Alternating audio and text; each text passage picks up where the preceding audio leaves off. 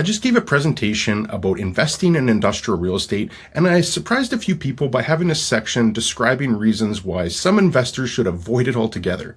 It was catered to new investors, so I also had a section on what industrial real estate is, why I prefer it as an investing asset class myself, but also, again, the reasons on why some people should be scared away from it. But if for those who did want to continue further, I also end with some resources and recommendations on how they can get more out of it. I recorded the presentation and figured that it might be helpful for anyone else that's considering investing in industrial real estate. I try to present this as balanced as possible by sharing the good, the bad, and the ugly. Let's jump into it. So investing in industrial real estate, just a little bit about myself. I've been in the industrial industry since 2005, and I started building my own portfolio in 2014, and with a couple of close partners, have about 160,000 square feet worth of industrial real estate on our portfolio. So pretty much live, breathe, and sleep industrial real estate, both as a broker and as an investor myself. And I follow this market incredibly close. So in this presentation, what I was looking to do was give an overview on what industrial real estate even is. Then I'm going to give some reasons on why you might want to consider investing in industrial. And then I also am going to give some reasons on why you might want to avoid industrial, which might sound a little peculiar coming from a presentation about investing in industrial real estate. But I really do think that there are some reasons on why people might want to avoid it altogether. And I don't think I'd be given an adequate service if I was only painting the rosy side of this business. So I do have some reasons on why you might want to avoid it altogether. And then I'm also going to have some suggestions and tips on what you could do if you want to explore going further, including a number of resources. And then again, I'll leave time at the end here.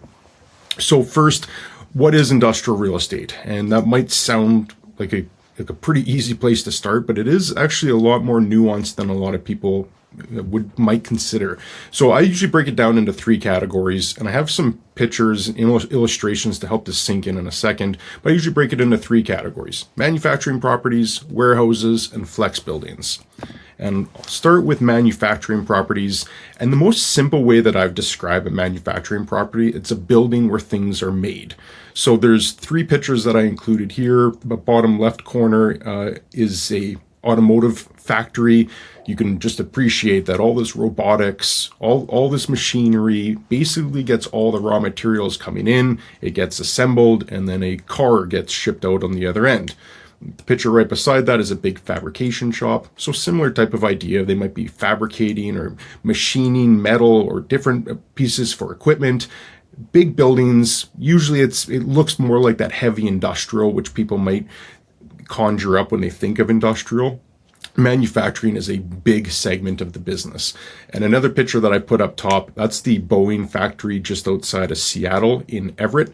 And I was actually just in Seattle this past week, and I didn't make it to this particular building, but I did make it to a multi-story warehouse building, which was equally fascinating. But that Boeing factory, it's 4 million square feet, has 90-foot tall ceilings. All the raw materials, everything that's required to build an airplane get delivered to this building. Inside, it's machined, manufactured, put together, assembled, and then a plane goes out the other end. And these buildings can range anywhere from the 4 million square foot Boeing factory all the way down to a 2,000 square foot little industrial building. So while that Boeing building might look a little bit intimidating, and it would be for the average investor, there are a lot of opportunities to buy smaller industrial properties that aren't much more expensive than an average house. So everywhere in between, you can find industrial properties for sale for $300,000 all the way up to $300 million. But manufacturing would be the first category. Second one, warehouses, buildings where things are stored. Things can be stored in a warehouse from anywhere from a couple of hours all the way up to a few years, depending on who has the building and what they're storing in there. And this is probably the segment of the market that has gained the most popularity in recent years, partly because of e-commerce, partly just because we like buying so much stuff. We seem to be, as a culture, addicted to buying things, and these things all have to be stored until that time comes where they get delivered to our house. So you might have seen a rise in warehouse buildings in proximity to you. They're a lot more common now off airports, major highways. Amazon is probably the biggest player in the last few years, and they've built hundreds of these large warehouses. And again, these can range anywhere from 1 million square feet and up, all the way down to small warehouses, a couple thousand square feet. But warehouses, buildings where things are stored. And there are nuances and there's differences between them, which I'll address on how you can explore more of this later. But you can see the difference between the two. The pictures on the left, it's basically racks and racks for storage. And it can be anything from goods on pallets to goods in boxes to goods just that need to be held there until the time that they need to be delivered to the next point of contact. But warehouses are generally very clean. You might hear that called light industrial or business industrial, but there's not often going to be much work going on there besides moving goods back and forth. Next one, flex buildings. This is sort of a catch-all for any building that's zoned industrial, but it isn't used for purposes such as manufacturing and warehousing. So this is a building that I actually own, and this is a flex building. It's right on a road in an industrial park. It's located in an industrial area where it's very quiet after 5 o'clock on weekdays. There's almost nobody in the area on weekends. It's an industrial zoned building, so there's some overhead doors in here, but you can see that there's a pretty wide, it almost has a retail flavor to it. And in here, some of the tenants we have, straight office user, the commercial real estate company is a straight office user. We have a flower shop. We have a cabinet wholesaler and showroom. We have an equestrian store of a company that just sells goods for equestrian purposes, a hot tub showroom and warehouse, and we just put in a furniture showroom in there as well. So none of those uses are necessarily industrial by nature, but this is an industrial building. It happens to be zoned where it's compatible for all those different types of uses. And personally, this is probably my favorite type of industrial property, the ones that I like the most, and where most of my portfolio surrounds, because they're so versatile. If one of these tenants were to move out, if the commercial real estate company moved out, we could put in another office user very quickly. A law firm, accounting, engineer could go into that space very easily, and all the other spaces as well. This building happens to be much less expensive than retail properties, so companies can still get in here and take advantage of lower rents, but still have high exposure to a road that's at least busy during business hours. So I really like flex buildings, but you can also appreciate this building is not compatible for warehousing and it's not compatible for manufacturing. So all three of those categories, manufacturing, warehousing, and flex, they're all technically industrial under the broad umbrella term, but they cater to completely different companies. So just be aware that industrial can be quite different than just saying industrial real estate and comparing it to all of them. So next slide, why consider investing in industrial real estate? And I've got a few points on here, and if you want me to expand on any of these, I certainly will. You can just let me know in the comments. But probably the main reason that I like industrial real estate is you have something called triple net leases, NNN leases. Sometimes it can be called net leases. The terminology might vary depending on what market you are, but the whole intent is that the tenants will pay two types of rent. They'll typically pay a net rent or a base rent, as it's sometimes called, and that's agreed to in advance. So that's contractually agreed to by both the tenant and the landlord. Both parties know what that base rent will be over the term of the lease.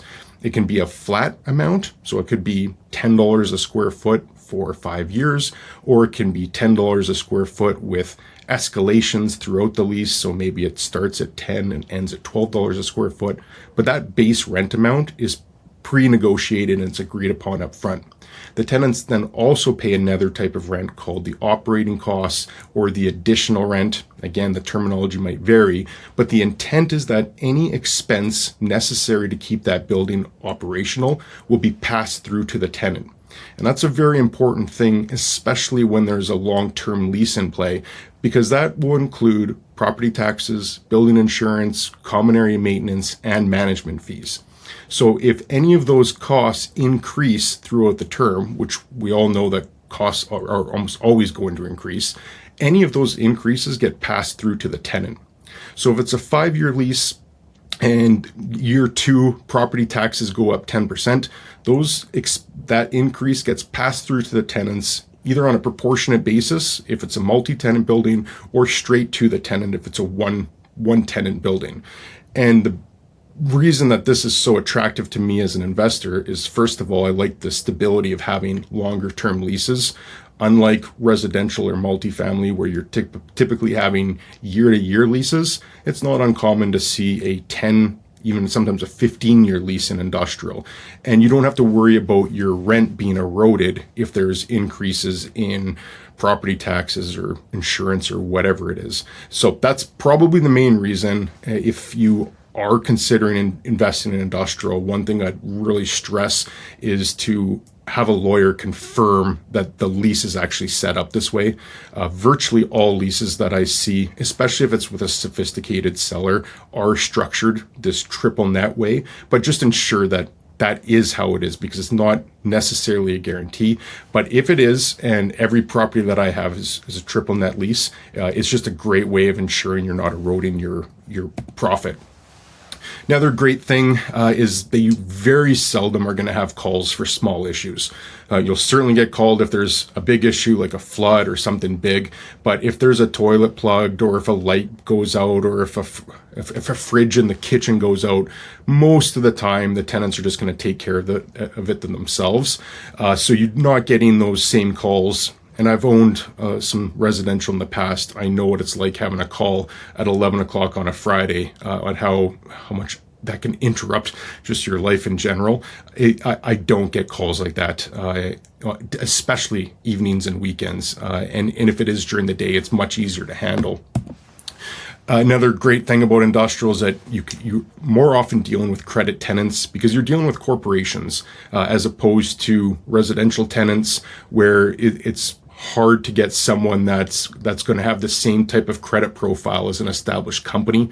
And with industrial, we typically get to look at their financial statements as part of the due diligence of having them come on as tenants. So you can see what their revenue is. You can see what the trajectory is, what the trend has been. You can see if they're keeping money in retained earnings. You can see what their expense item line was for paying rent already. And if they have a history of paying rent and they've allocated for that, then there's pretty good reason to believe that that will continue. So having long-term tenants that are companies and corporations is very appealing to me. Long-term leases, I already mentioned. There can be industrial leases where they are shorter term.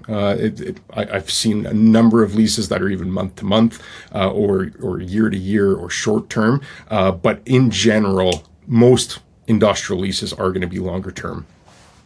Another thing that I like about it as well is there's just less competition. And this is actually ties into why I think some people should avoid industrial real estate. There's less competition because it can be quite overwhelming. There's a lot to learn about industrial real estate, and it's not as intuitive as it is from a residential investor going to multifamily. A residential investor going into industrial is a much, much bigger leap. So because of that, there's just less people out there. And I would equate it to, if a really good multifamily property came on the market tomorrow, we're kind of in this interest rate environment where maybe everything's a little bit out of whack right now. So maybe this wouldn't be as relevant of a comparison as if I made it last year.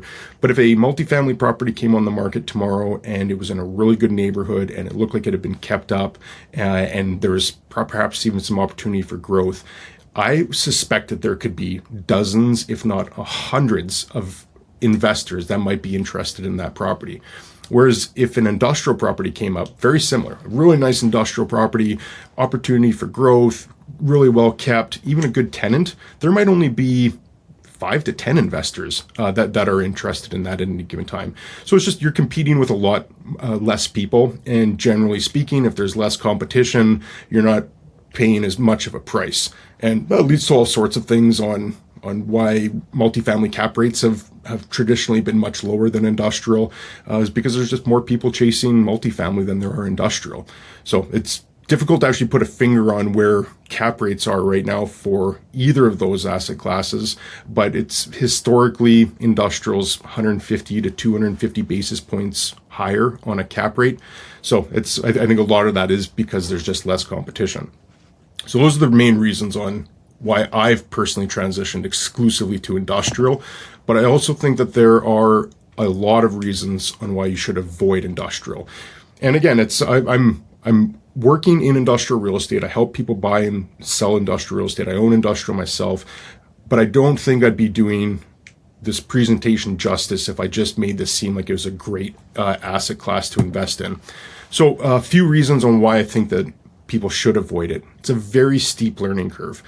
I would recommend to someone that if they're considering investing in industrial real estate, and there are different paths that someone can go. They can look to be an LP. They can look to invest themselves. They can look to buy into the stock market and buy a REIT that focuses on industrial. But whatever it is, I think it's imperative that an investor at least understand what they're getting into. The highest risk one is if you become a sole owner and you just buy an investment property yourself. And then that goes down if you decide you want to invest into a REIT that focuses on industrial. But if you're someone that wants to buy property or you want to be a limited partner, I think that there's an onus on every investor to fully understand what they're getting into. And there's a few reasons for that. The first one that I'd address is that there's asymmetries of information in industrial. Whereas multifamily, I would look at multifamily almost akin to the stock market, where there's so many people looking at the deals that it's difficult to get a really big edge in the multifamily space. And also it's difficult to overpay in multifamily, provided you have a good team behind you, of course. But that information is mostly out there.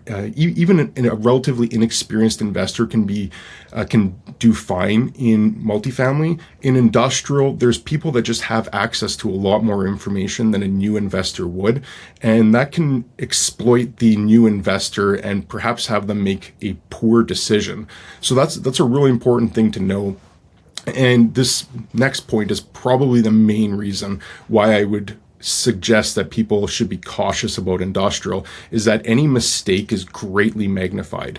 Whereas in other investments, if you can make a decision and perhaps it's paying a little bit too much for a multifamily building because it was in a really good area, that's probably not going to be make it or break it. It might take a little bit longer for your returns to match up to your expectations, but it's not going to be a catastrophe. In industrial, I personally know investors who've lost, one in particular has lost $750,000 on a property based on where he bought it from. Tenant ended up leaving halfway through. He still actually hasn't been able to lease it, and he had it reassessed recently, and he's down about $750,000 on that. So that was a mistake that most experienced industrial investors wouldn't make. But in his case, it was the first industrial property that he bought. He did not get a lot of consultation, and it ended up being a huge, costly mistake. Whereas it'd be very difficult to make a $750,000 mistake in multifamily or residential. Mistakes like that can be common in industrial. And this is more of a broad one, but I think that we're in a market right now where we're probably overbuilding industrial real estate, particularly warehouse space. I'm not as concerned on the manufacturing or on the flex side, but we've been adding a considerable amount of warehouse inventory to the market. Dallas, as an example, has added about 70 million square feet worth of warehouse space in Dallas alone. And then if you go to other markets all over North America, there's a considerable amount of inventory that's stockpiling that isn't being absorbed as quickly as it had been in the last couple of years. And I think there's good reason for that. If office, I don't think anyone's going to build office right now. Retail seems to be a bit flat. Multifamily, there's some downward pressure on pricing, but there's upward pressure on expenses. It'll be difficult to see how multifamily thrives over the next year or two, whereas industrial has been this newly discovered asset class that seems very attractive to everybody right now. So because of that, there's been a tremendous amount of money that's gone into developing these properties. And anytime you're developing faster than the demand keeps up, we're probably going to run into a scenario where we have too much supply. So I'd be a little bit concerned about overbuilding in industrial right now. But as I'm going through these, it should be fair to say that industrial real estate should scare the average investor.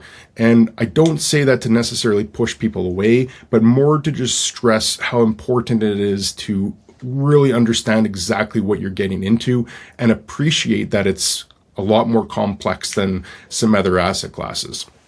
So that's why I think two last slides, why I personally love industrial real estate, but also cautioning any investor who might be thinking about it but isn't prepared to put the work in.